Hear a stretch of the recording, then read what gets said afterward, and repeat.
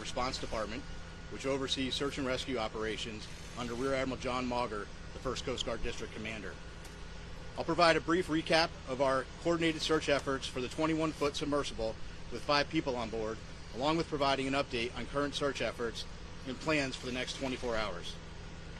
On behalf of all the men and women of the United States Coast Guard and our search partners, we offer our most heartfelt thoughts and prayers for the 5 crew members, their families, and their loved ones. Our crews are working around the clock to ensure that we are doing everything possible to locate the Titan and the 5 crew members. Yesterday, we stood up a unified command consisting of expertise from the United States Coast Guard, the United States Navy, Canadian Armed Forces and Coast Guard, and the Titan's parent company, Ocean Gate Expedition. This is a complex search effort which requires multiple agencies with subject matter expertise and specialized equipment. While the U.S. Coast Guard has assumed the role of Search and Rescue Mission Coordinator, we do not have all of the necessary expertise and equipment required in a search of this nature. The Unified Command brings that expertise and additional capability together to maximize effort in solving this very complex problem.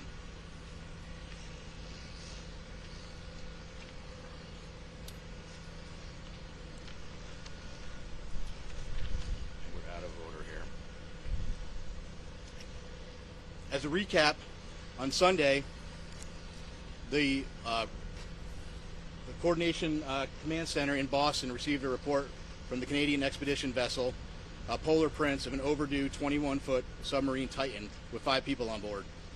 The Titan was attempting to dive on the wreck of the Titanic approximately 900 miles east of Cape Cod and 400 miles south of St. John's, Newfoundland.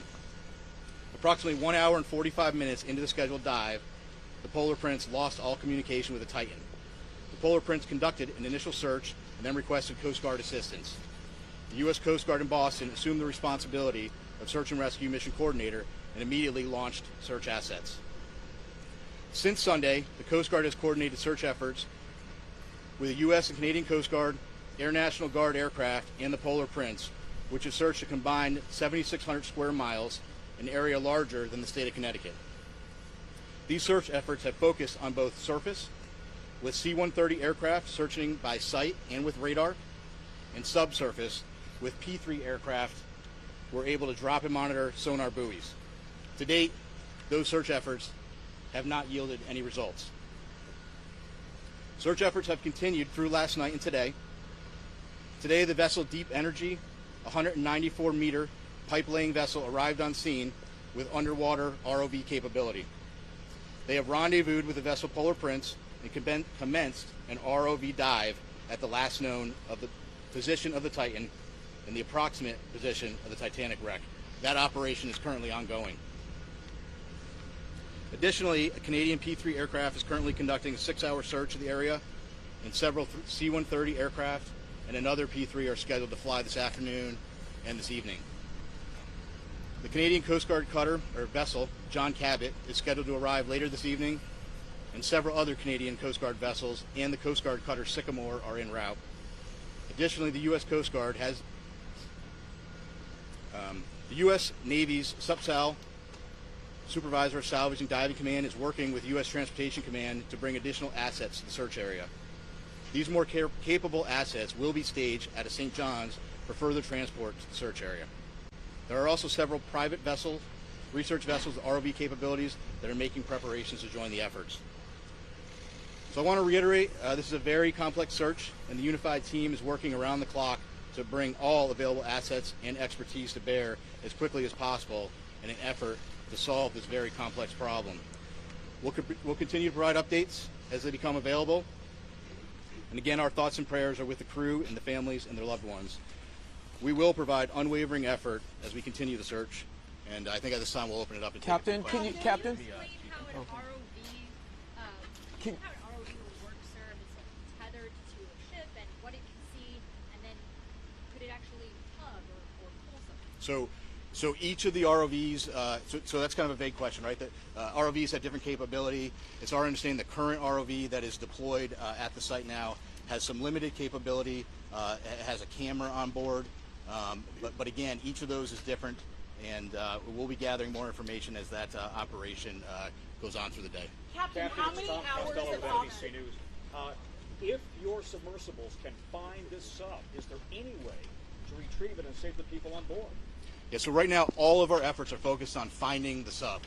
What I will tell you is we have a group of our nation's best experts in the Unified Command, and if we get to that point, those experts will be looking at what the next course of action is. Captain, can you tell us how many hours of oxygen are left that you know of, or that you can estimate right now on the submersible? And does it have to be approved or regulated? Sure. So first of all, it's an estimate, right? Because we know from the data we were using as a starting point was 96 hours. We know at this point we're approximately about 41 hours. 41 hours left. Yes. And does it have to be approved or regulated? This submersible, does it go through anything that you know of?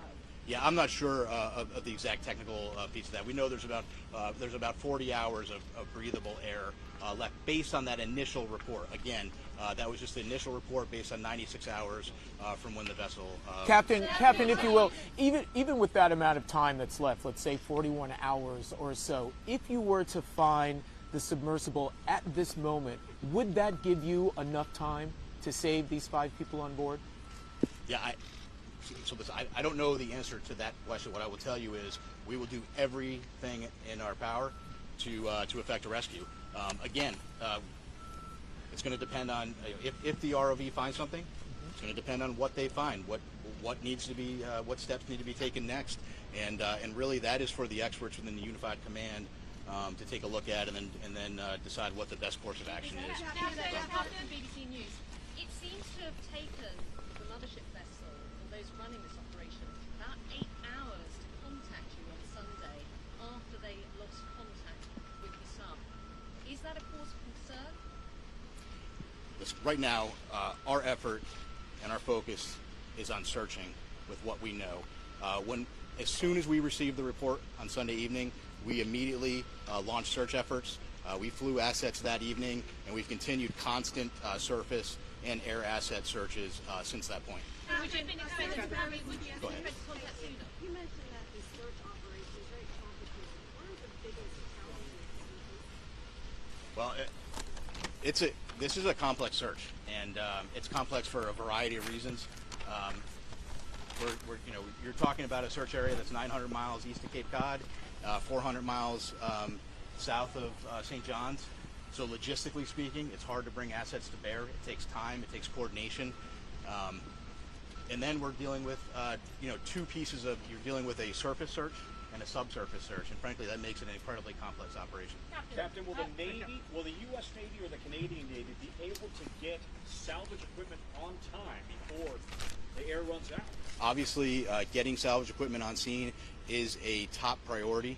Unified Command is working through that to prioritize what equipment we can get there. There are ongoing operations right now via the U.S. Navy and Transcom to get equipment staged in St. John's and to get it on scene. I can't give you an exact timeline of when that's going to happen. What I can tell you is there is a full court press effort to get equipment on scene as quickly as we can. Is that equipment already on the East Coast, though, or is it coming from the Pacific, for example?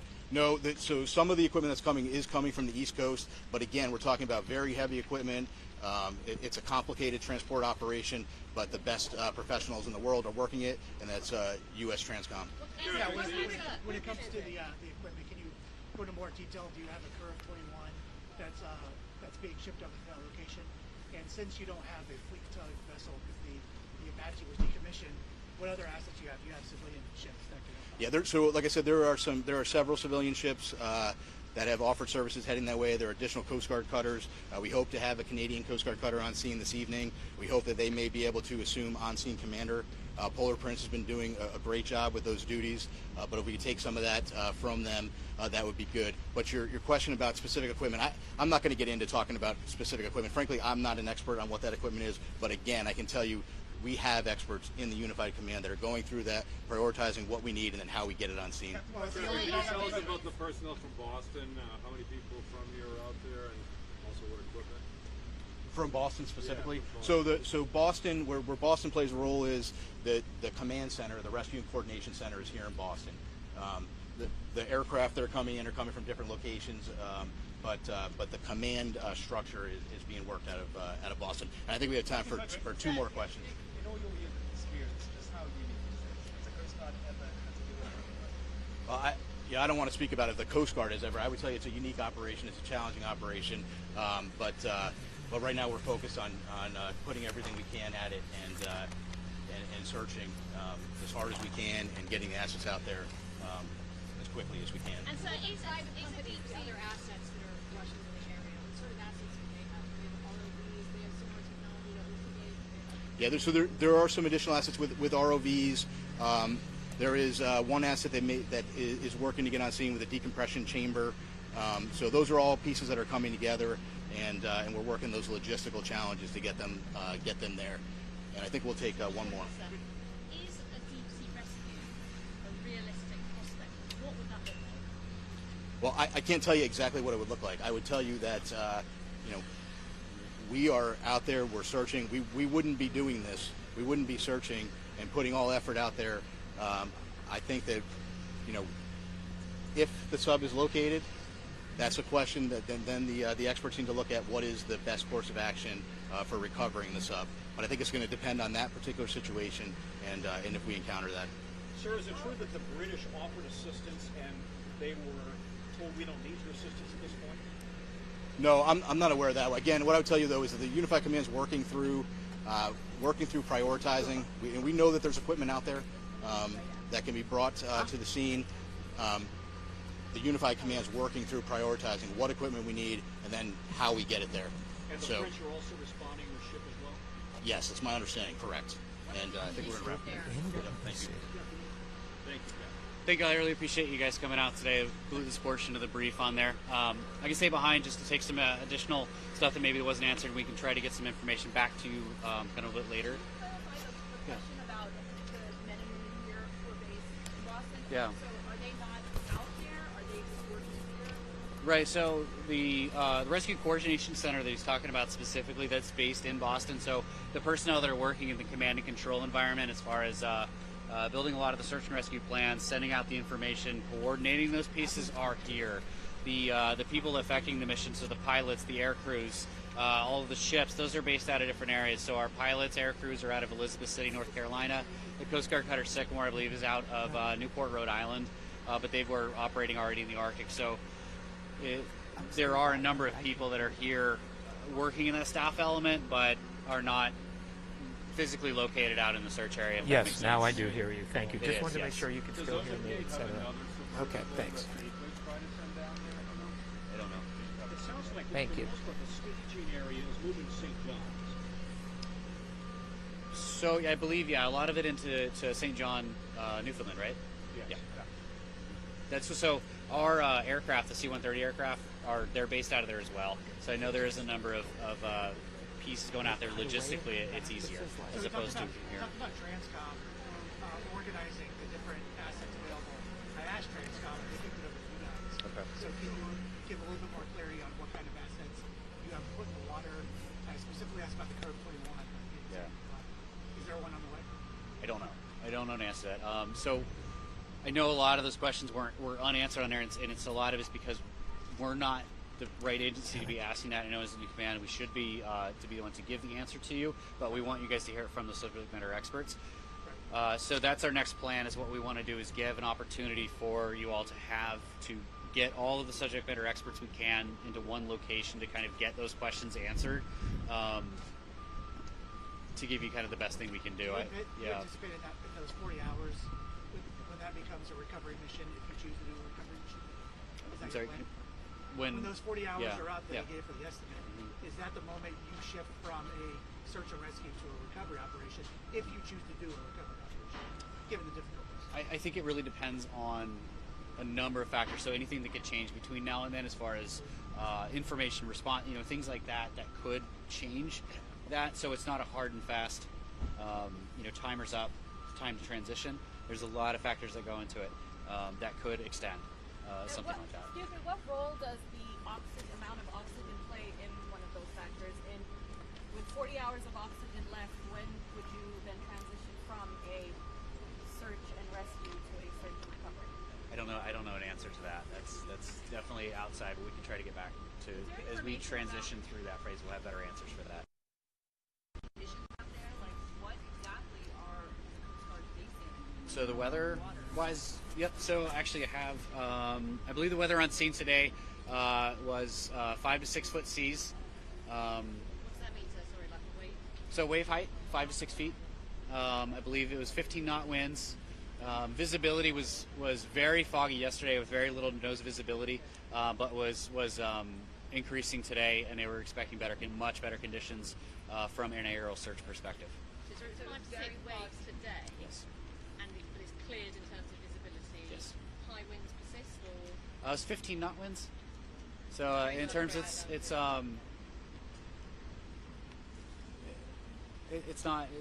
about average out there, right? Okay. How long would it take a typical Coast Guard vessel from the U.S., or for that matter from Newfoundland, to get on site if they're running at maximum speed? That depends on the cutter itself or the ship itself, because they all have different speeds. Yeah. Do you have an average, just so we have a feel for how long it would take to get there? Well, depending on where they're coming from, it could be a matter of 2 days up to 4 to 5 days. It just depends on where they would be deploying from. 2 days from Newfoundland, for example. I don't know. We don't have any ships up there, so I don't know. I don't have an answer to that. The Canadian, we're trying to find out more information on the Canadian vessels that are assisting on there, sort of what their capability and speeds are. I just don't have an answer for you on that right now. Does the Coast Guard have a line on a piece of equipment that is capable of going down to the Titanic? The Coast Guard specifically, no. This type of a salvage operation in our expertise as an organization is No, in terms of private companies, have you reached so that's all part of the conversation with the Fight Command to find out what capabilities are out there and explore all avenues that they You're can. looking at that now. Coast Guard is usually pretty quick about releasing videos and photos and Yep. things like that from their operations. Is there a specific reason why you haven't from this operation? We just haven't received any yet at this point. And you don't expect much? We do expect to get some. Like I said, we do have some graphics that we're trying to look to send out this afternoon, as well as we've reached out to the aircraft crews to get footage from them. Now I know with the ROVs that are on scene today, like I said, there just hasn't been any before, so we are requesting out there to try and see what we can get to go through that and try to make that available to you all. There are even images from the command center, which is awesome. If the submersible was discovered on the bottom of the ocean right now there are no assets on scene that could go retrieve it. Is that correct? I don't have an answer to that. Coast Guard does not have any assets that could get it right now, correct? The Coast Guard assets itself, no, we do not have any Coast Guard cutters on Any scene. of the other ones that are on scene. No, so the research vessels, I just don't know what the capabilities are at that. Do you think it's looking pretty unrealistic that it has made its way to the surface and it's waiting to be spotted? Because you've done all of these aerial searches, but you quite often it's in the water. That's why we have both types of assets, because we don't want to exhaust one possibility in vice of another. So we don't want to rule out that it is on the surface. Likely. And the way that our crews train, this is the environment they train in. They're specialized in being able to see these things from the air. So they've given it everything that they have to it. And if it's on the surface, we're fairly certain that we would be able to find it. You would have by now. No, that we will find it if it is on the But do you surface. think it's more likely it's not? It's impossible to say. Can I just ask you to, I realize this may be challenging, you may not have the answer, Yeah. but we're trying to get a sense of how far away the nearest naval asset would be that has that lift capability, salvage capability. Is it coming from North Carolina, from Florida, from Boston? Can you give us any idea of how far away it might be? No, I don't have an answer to that. Yeah. Do you know if anybody, do you know if that vessel has a pinger or some other way of communicating with the From the research vessel, Titan itself? yeah. Oh, communicating with them? No, I don't have specifics on technology on board.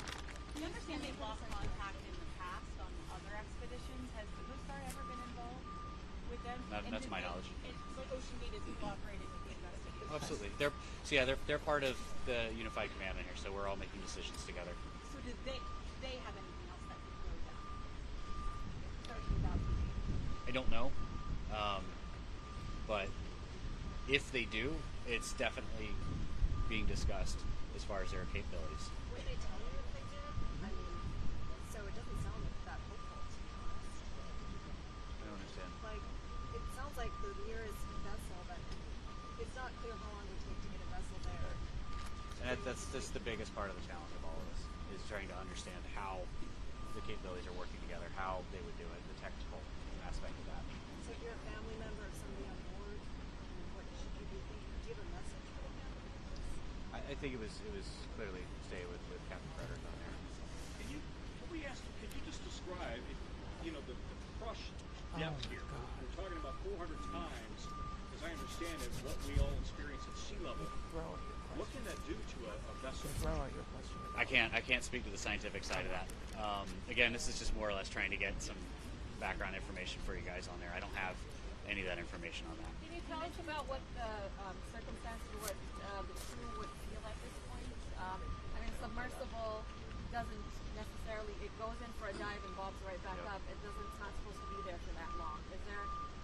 And that would be a great question that we could try to get answered for you with that subject matter expert discussion that we talked about to get an opportunity for you guys to ask that question, because it'd be much more important and realistic for somebody within that community part of the command that would be able to answer that question a lot clearer than anything I would be able to. So. And when might you provide your next update? So we do have a press release that's going to be going out shortly with the graphics we talked about. Probably similar information to what was passed today. If any new information comes up, we'll update that. But I think ideally we'd be putting out press releases daily, and would look at probably doing another briefing tomorrow. Can I just ask you one last? Sorry, what's whole? I don't know. Could you just reiterate for us, how big of an urgency is this for the Coast Guard? How big of a priority? Do you prioritize these things? In other words, do you classify them as priority red, 1, 2, 3? How big of a priority is this? This operation is our top priority right now. Within the district, we have every available asset that we can that's to this, that we can dedicate to it on this. That's why we are spending so much time and energy trying to coordinate really this enormous response effort to truly understand the scale of how far away this truly is, and in the context of the types of assets that we can get out there over something that's that enormous, something larger than the state of Connecticut, into perspective of what is available to be able to search in those kind of conditions so far offshore. Understand, at 900 miles looks like it is an enormous amount of distance. Can I just ask, I put to the person before, but is a deep sea rescue effort realistic, and what would that look like? I don't know what it would look like. Realistic, and that's all part of the conversation the Unified Command that they're looking at, doing everything that they can to find out the options that are available. Thanks, sir. And family members have indicated the 5 people on board. Is there an official manifest or log saying exactly who is on that vessel? There is Will that on be there. released publicly? So not until all the NIST notifications have been completed, through that process can we release names in that way. I know that some have gotten out, but they have not been through us. Thank you. I really appreciate your time today. Thank you. And we'll send out an update when the next advisory or advisory will be out for you guys. I'm in their shop. Not that I'm aware of. Nothing that we are setting up. Now, I don't know if they are up there independently. I'm hoping that they would at least reach out to us to let us know so we can help kind of amplify that. But no. If the Canadians take over the on-site command out on the water, would then command move to St. John, or would it remain here? The ICC? No, I think more or less what he's talking about with the ship being out